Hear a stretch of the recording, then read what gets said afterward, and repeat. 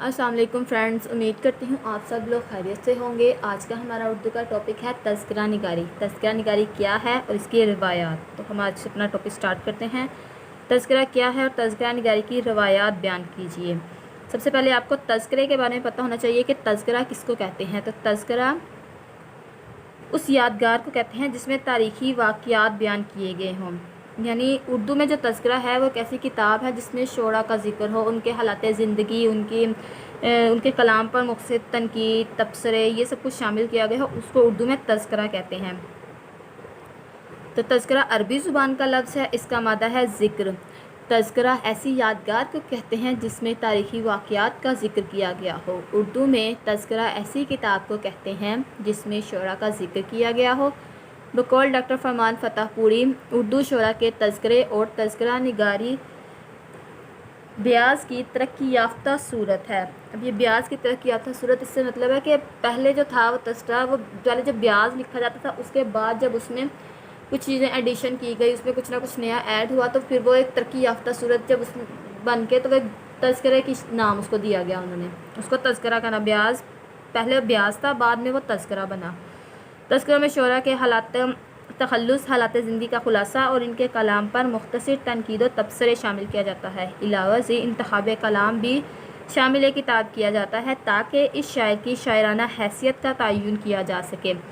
तज़किरे के मायने लुगत में ये हैं: वो किताब जिसमें शायरों का मुख्तसर हाल और नमूना कलाम दर्ज हो। अब इस लाइन से आपको तज़किरे की लुगत में डेफिनेशन इजीली समझ आ रही है। इससे आपको तज़किरे का पॉइंट क्लियर हो रहा है कि उस किताब को तज़किरा कहते हैं जिसमें शायरों का मुख्तसर हाल और नमूना कलाम दर्ज हो, उसको हम तज़किरा कहते हैं। अब नेक्स्ट हम करते हैं तज़किरा निगारी की रवायात। तो उर्दू में तज़किरा निगारी की रवायत फ़ारसी की तज़किरा निगारों की रवायत से मुतासिर होकर शुरू हुई। फ़ारसी में शोरा का पहला तज़किरा जो लबाबुल अलबाब है। अब इसमें उन्होंने ये कहा है कि तज़किरा जो है वो पहले फ़ारसी में लिखे जाते थे। फ़ारसी के तज़किरा निगारी की रवायत के बाद वो उर्दू में आया है। पहले उर्दू में तज़किरे नहीं थे, सिर्फ फ़ारसी में थे। और जो फ़ारसी का पहला तज़किरा है वो है लबाबुल अलबाब, जिसके मुसन्निफ़ नूरुद्दीन मोहम्मद होड़ी हैं। इसके बाद लिखे जाने वाले तज़किरों में दौलत शाह समरकंदी का तर्जुमा तज़किरा तो शोरा अहम है, जो लबाबुल अलबाब के पौने 300 साल के बाद लिखा गया। कि इस टॉपिक में आप हेडिंग्स भी बना सकते हैं, उससे आपका क्वेश्चन और भी अच्छा हो जाता है। तो देखिए, उन्होंने कहा है कि फ़ारसी का जो पहला तज़किरा है वो है लबाबुल अलबाब, और लबाबुल अलबाब के जो कि लिखा था नूरुद्दीन मोहम्मद गौरी ने, और लबाबुल अलबाब के पौने 300 साल के बाद जो है वो दौलत शाह समरकंदी का तज़किरा तो शोरा है। यानी ये दूसरे नंबर पे आ रहा है, जो कि इतने अरसे के बाद लिखा गया। दोनों में इतना डिफरेंस है। 12वीं सदी हिजरी में उर्दू तज़किरा निगारी की रवायत का आगाज़ हुआ, लेकिन तज़किरा निगारों ने अपनी किताबों के नामों में तज़किरे का लफ्ज़ इस्तेमाल नहीं किया। शोराए उर्दू के तज़किरे जिनके बारे में अव्वलियत की बहस चलती है वो मीर का नकातुश शोरा और कायम चांदपुरी का मुख्तसर नकात है। इन दोनों के नामों में तज़किरे का लफ्ज़ इस्तेमाल नहीं हुआ। इसके बाद भी बहुत से तज़किरे लिखे गए, लेकिन ये लफ्ज़ इस्तेमाल नहीं किया गया। उन्होंने कहा कि जो दो पॉइंट सबसे पहले तज़किरे आते हैं वो एक है मीर का नकातुश शोरा और एक है कायम चांदपुरी का मुख्तसर नकात, लेकिन इन दोनों में तज़किरे का लफ्ज़ इस्तेमाल नहीं हुआ। बहुत से ऐसे तज़किरे लिखे गए हैं जिनमें तज़किरे का लफ्ज़ इस्तेमाल नहीं किया, लेकिन वो थे ही तज़किरे। तो इसी तरह ये जो मीर का और ये जो कायम चांदपुरी का तज़किरा है, इन दोनों के दरमियान ये बहस चलती है कि कुछ लोग जो कहते हैं वो कहते हैं कि मीर का जो है वो तज़किरा पहला है, और कुछ कहते हैं कायम चांदपुरी का तज़किरा है। लेकिन ये दोनों में बहस काफ़ी चलती है, लेकिन इसमें आगे आपको पता चलेगा कि पहले किसका लिखा गया था। ये मैं आपको इसी टॉपिक में क्लियर करूँगी। तज़किरे का लफ्ज़ शामिल ना होना, ये मैंने कुछ हेडिंग्स बनाई थी, आप चाहें तो ये भी बना सकते हैं, कुछ चाहें तो चेंज भी कर सकते हैं। उर्दू शोरा के पहले 8 तज़किरे ऐसे हैं जिनमें लफ्ज़ तज़किरा शामिल नहीं किया गया। ठीक है, 8 तज़किरे हैं। उर्दू के मशहूर शायर मीर हसन पहले मुसन्निफ़ हैं जिन्होंने अपनी किताब के नाम में तज़किरे का लफ्ज़ इस्तेमाल किया। ٹھیک ہے، آپ کو سمجھ لگ گئی ہوگی کہ پہلے جو ہیں اردو کے وہ میر حسن ہیں، انہوں نے اپنی کتاب میں تذکرے کا لفظ استعمال کیا تھا، لیکن 8 تذکرے ایسے ہیں جن میں تذکرے کا لفظ استعمال نہیں کیا گیا۔ انہوں نے تذکرہ نکات الشعراء اور تذکرہ شعراء اردو کے نام سے کتابیں لکھی۔ ان کے بعد بھی چند تذکرہ نگاروں کے علاوہ دوسرے تذکرہ نگاروں نے یہ لفظ استعمال نہ کیا۔ ان کے بعد بھی، یعنی ان سے پہلے بھی کافی لوگوں نے تذکرے کا لفظ استعمال نہیں کیا، اور ان کے بعد بھی نہیں، کچھ لوگوں نے نہیں کیا، لیکن اس لفظ کے ساتھ استعمال نہ کیے جانے سے اس لفظ کی حیثیت پر کوئی فرق نہیں پڑتا، جو اسے ایک اصطلاح کے طور پر حاصل ہے، اور اصطلاح کے طور پر اس کا مطلب بیان احوال شعراء اور انتخاب کلام ہے۔ تذکرہ کی ابتدائی شکل بیاض تھی، جو میں نے آپ کو پیچھے بھی کلیئر کیا ہے کہ پہلے جو تھا وہ بیاض کے نام سے تھا، جب اس میں مزید ایڈ کی گئی، مزید چیزیں اس میں شامل کی گئی، تو اس کی ترقی یافتہ صورت جو ہے وہ تذکرہ بن گئی۔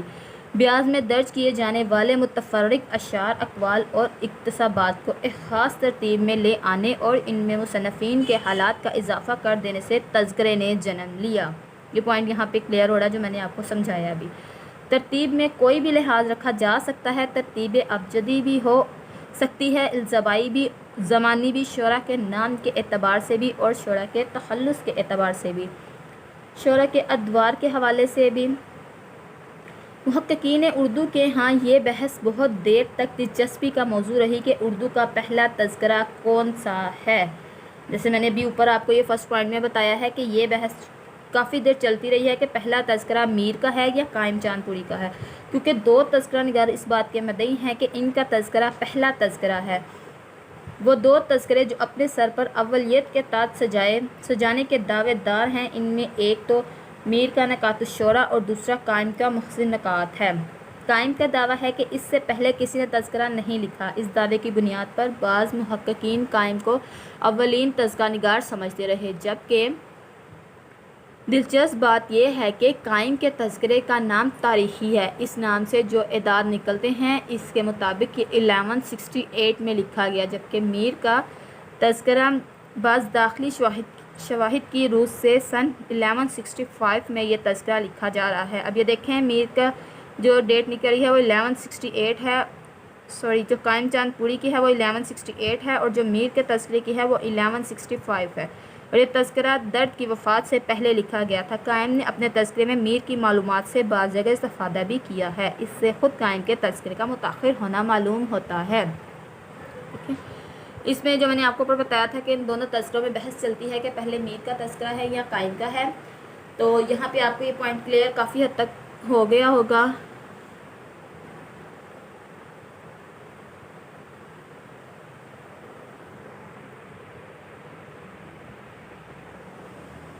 کافی حد تک آپ کو یہ پوائنٹ کلیئر ہو گیا ہوگا کہ 1168 جو ہے وہ ڈیٹ ہے قائم کے تذکرے کی، اور 1165 جو ہے وہ میر کے تذکرے کی ہے، اور انہوں نے آگے یہ پوائنٹ کلیئر کیا ہے کہ قائم نے کافی پوائنٹس میں جو ہے وہ میر کی معلومات سے استفادہ کیا، یعنی وہ مان رہے ہیں ان کی معلومات کو، اس سے جو ہے وہ ان کا اپنا جو تذکرہ ہے وہ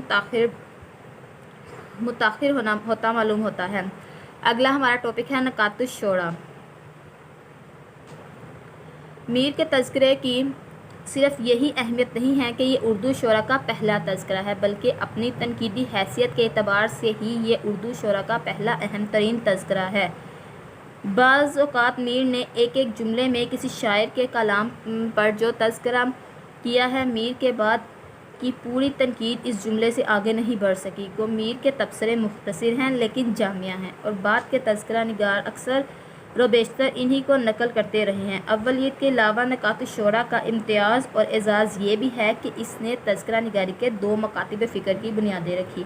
میر کے تذکرے کے سامنے آنے کے بعد میر کی دی ہوئی آراء کے خلاف ایک رد عمل سامنے آیا ہے، کیونکہ میر کی رائے میں بہت شدت پائی جاتی تھی۔ اس سے ان شعراء کے شاگرد اور ساتھی مخالف اور حامی ہوں گے۔ ایک میر کے ہمنوا کا مکتب فکر سامنے آیا اور دوسرا میر کے مخالفین کا، یعنی انہوں نے کہا کہ اس کے بعد 2 چیزیں ہوئی ہیں سامنے۔ ایک میر کے جو ہمنوا تھے، جو ان کو مانتے تھے، جو ان کو کہتے تھے، ایک وہ گروپ آیا تھے، اور ایک دوسرا جو تھا وہ ان کے مخالفین کا تھا۔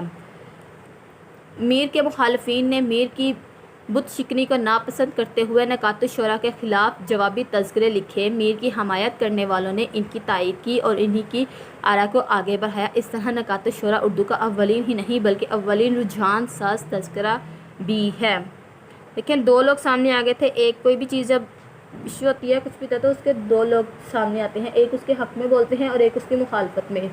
تو جو میر کے مخالفین تھے انہوں نے اس کو ناپسند کرتے ہوئے نکات الشورا کے خلاف جوابی تذکرے لکھے، تو جو میر کے حمایتی تھے انہوں نے میر کی ہی بات کو آگے بڑھایا اور اسی طرح میر نکات الشورا اردو کا اولین ہی نہیں بلکہ تذکرہ نگار ہی نہیں بلکہ اولین رجحان ساز تذکرہ بھی ہے۔ اسی طرح آرزو کا تذکرہ مجمع النعاس ہے جو کہ 1751 کی تصنیف ہے۔ سودا اور خاکسار کے تذکرے بھی تھے، جواب ناپید ہے۔ سودا کے تذکرے کا ذکر سودا کے سوانح نگار کرتے ہیں اور خاکسار کے تذکرے کا ذکر میر نے کیا، ٹھیک ہے، لیکن یہ دونوں تذکرے اب ناپید ہو چکے ہیں۔ دستیاب شعرا میں نکات الشورا ہی اولین تذکرہ ہے، یعنی یہی اولین سمجھا جا رہا ہے، سمجھتے ہیں اس کو۔ دبستان میر کے تذکروں میں حسین علی گردیزی کا تذکرہ ریختہ گوئی اور قائم کا مخزن نکات ہے۔ اس کے علاوہ میر حسن کا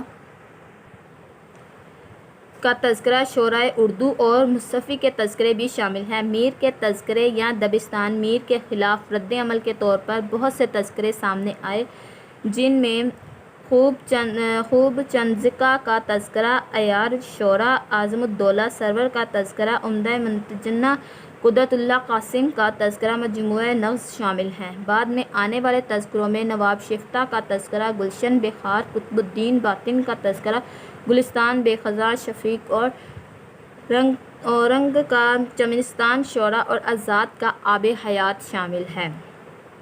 اوکے، تذکروں کی اقسام، آخر ہم اس کی اقسام کے بارے میں پڑھتے ہیں۔ مجموعی طور پر دیکھا جائے تو تذکروں کی متعدد اقسام ہیں۔ ڈاکٹر سعید عبداللہ نے اردو شعراء کے تذکروں کو 7 اقسام میں تقسیم کیا ہے۔ پہلا ہے وہ تذکرہ جس میں اعلیٰ شاعروں کے مستند حالات جمع کیے گئے ہوں اور ضمناً ان کے کلام کا انتخاب بھی دیا گیا ہو۔ نمبر 2 ہے وہ تذکرے جس میں تمام قابل ذکر شعراء کو جگہ دی گئی ہو اور جامعیت ان کا مقصود رہی ہو۔ نمبر 3 وہ تذکرے جن میں تمام شعراء کے کلام کا عہد اور مفصل ترین انتخاب دیا گیا ہو اور شعراء کے حالات سے اعتنا نہ کیا گیا ہو۔ نمبر 4 وہ تذکرے جن میں اردو شاعری کو مختلف طبقات میں تقسیم کیا گیا ہو اور تذکروں کا مقصد شاعری کا ارتقاء دکھانا ہو۔ نمبر 5 وہ تذکرے جو شاعری کے ایک مخصوص دور سے بحث کرتے ہوں۔ نمبر 6 وہ تذکرے جو کسی ادبی یا باطنی گروہ کے نمائندے ہوں۔ نمبر 7 وہ تذکرے جن کا مقصد تنقید سخن اور اصلاح سخن ہو۔ ٹھیک ہے، یہ ڈاکٹر سعید عبداللہ نے اردو شعراء کے جو تذکرے ہیں ان کو ان 7 اقسام میں تقسیم کیا ہے۔ نیکسٹ ہے تذکرہ نویسی کی تاریخ۔ اگر تذکرہ نویسی کی تاریخ کا جائزہ لیا جائے تو اس کو 3 ادوار میں تقسیم کیا جا سکتا ہے، پہلا دور، دوسرا اور تیسرا دور۔ پہلا دور ہے میر کے تذکرے سے شروع ہوتا ہے، جیسا آپ کو بتایا کہ میر کا تذکرہ پہلا ہے تو پہلا دور وہاں سے شروع ہوتا ہے۔ دوسرا دور نواب علی ابراہیم خان کے گلزار ابراہیم یا گلشن ہند سے شروع ہوتا ہے۔ اس دور میں جدید اردو ادب کے اثرات ظاہر ہونا شروع ہوئے تھے۔ نیکسٹ جو تیسرا دور ہے وہ ہے کریم الدین کے طبقات الشعراء ہند سے شروع ہوتا ہے، جس میں شعراء کے ادوار بنائے گئے ہیں اور جس میں تاریخ ادب کا رجحان غالب ہے۔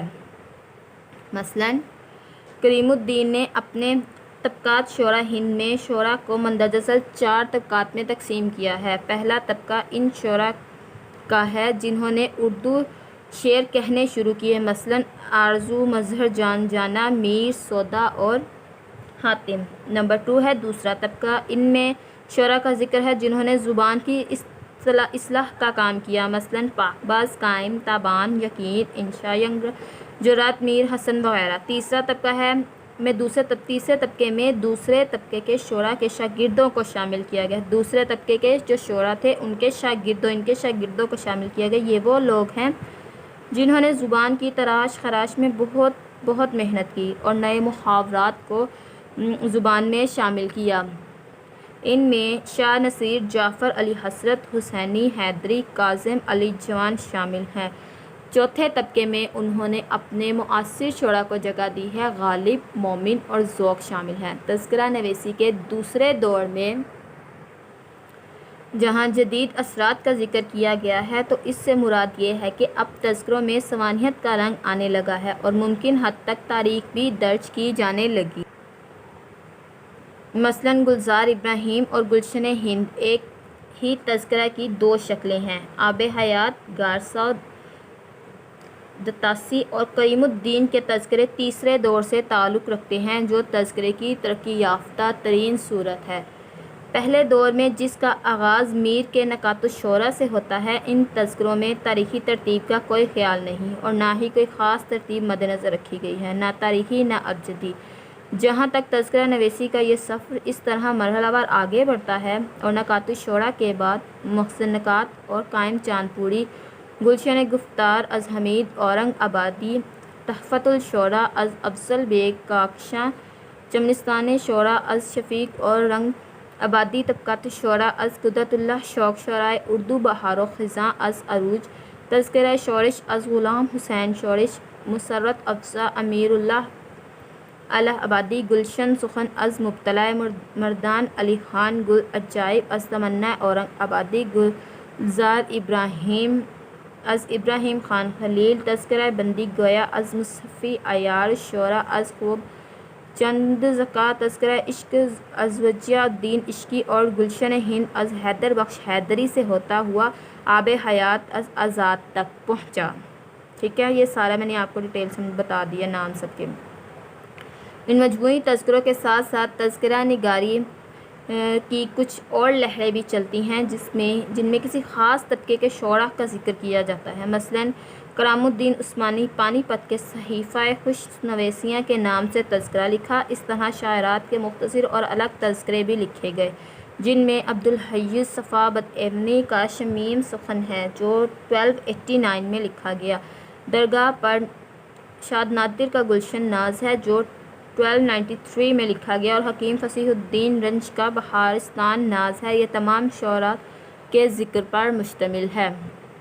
اب نیکسٹ جو ہمارا آ رہا ہے وہ ہے تذکرے پر اعتراضات، جنہوں نے اعتراض کیے تھے اب ان کا ذکر کرتے ہیں کہ کیا اعتراضات ہیں۔ تذکرے قدیم ہوں یا جدید، نئے رجحانات کے حامل ہوں یا پرانے، ان پر بعض اعتراضات عام ہیں جو مختصراً یہ ہیں۔ بعض تذکرہ نگاروں نے خوردہ گیری سے کام لیا اور بعض اہم شعراء کو نظر انداز کیا ہے۔ نمبر 2، جن شعراء کے حالات بیان کیے گئے ہیں ان کے بیان میں غلطیاں ہیں اور دوسروں کے ذکر کو بڑھا چڑھا کر بیان کیا گیا ہے۔ نمبر 3، ذاتی خیالات اور نظریات کی کمی ہے۔ نمبر 4، بعض تذکروں میں سنین کا اندراج نہیں ملتا، سن کا اندراج، ایسے شعراء جو تذکروں میں شامل ہونے کے اہل نہ تھے انہیں بھی شامل کیا گیا۔ بعض تذکرے کی تعریف پر مکمل طور پر پورے نہیں اترتے، ان میں بیاض کا سا انداز ملتا ہے، یعنی بیاض جو ترقی یافتہ صورت نہیں تھی، پہلے بیاض تھا، بعد میں ترقی یافتہ صورت تذکرہ بنا تھا۔ تذکرہ نگاروں نے عموماً اپنے آپ کو زیادہ پسند کیا، یعنی خود پسندی کا رجحان غالب ہے۔ نیکسٹ ہے، لیکن ایک خوبی ایسی ہے جو تمام تذکروں میں کم و بیش مشترک ہے، وہ یہ ہے کہ تذکروں میں پیش کیا گیا انتخاب معیاری ہے۔ تذکروں سے ان شعراء کے کلام کی حفاظت کا بھی انتظام ہو گیا جن کا کلام بڑے پیمانے پر شائع نہ ہوا۔ اب ہے نیکسٹ، تذکرہ نگاروں کی مشکلات۔ تذکرہ نگاروں کو تذکرے کی تصنیف کے دوران یقیناً کچھ مشکلات کا سامنا بھی رہا ہوگا کیونکہ اس زمانے میں اس قدر وسائل تھے اور نہ ہی معلومات حاصل کرنے کے دیگر ذرائع تھے اور نہ ہی اس قدر کتب خانے موجود تھے کہ وافر معلومات مہیا ہو سکے۔ محض اپنے ذوق کی بنا پر تذکرہ نگاروں نے تذکرے لکھے، ٹھیک ہے۔ انہوں نے اس مشکل کا اظہار کیا کہ اس دور میں نہ ہی اتنے وسائل تھے، نہ ہی اتنے معلومات، نہ ہی کہ کتب خانے لائبریریز وغیرہ اتنی تھی کہ لوگ وہاں سے معلومات وغیرہ کلیکٹ کر سکے، اس لیے ان کو تذکرے لکھنے میں کافی مشکلات کا سامنا کرنا پڑا ہوگا۔ اگر یہ تذکرے ضبط تحریر میں نہ آتے تو بھی ہم اردو شاعری کی تاریخ کے ایک بڑے حصے سے ناواقف رہ جاتے۔ مجموعی طور پر ہم یہ کہہ سکتے ہیں کہ تذکرہ ایک مرکب صنف ہے جس کا تعلق بنیادی طور پر سوانح اور سیرت سے بنتا ہے اور اعجاز و اختصار اس کی خوبی ہے۔ تحقیق اور تنقیدی اعتراضات اپنی جگہ، لیکن تذکروں کی تاریخی اہمیت سے نہ تو ان کا انکار ممکن ہے اور نہ ہی ان کو نظر انداز کر کے ادب کی کوئی تاریخ لکھی جا سکتی ہے۔ تو یہ ہمارا آج کا تذکرے کا ٹاپک کمپلیٹ ہو گیا۔ امید کرتی ہوں آپ کو لیکچر پسند آیا ہوگا۔ اگر آپ کو لیکچر اچھا لگا ہے تو اس کو لائک کریں، اپنے فرینڈس کے ساتھ شیئر کریں تاکہ زیادہ سے زیادہ لوگ اس سے فائدہ حاصل کر سکیں، اور ہمارا چینل لرننگ ہب اس کو سبسکرائب ضرور کریں۔ Thank you so much.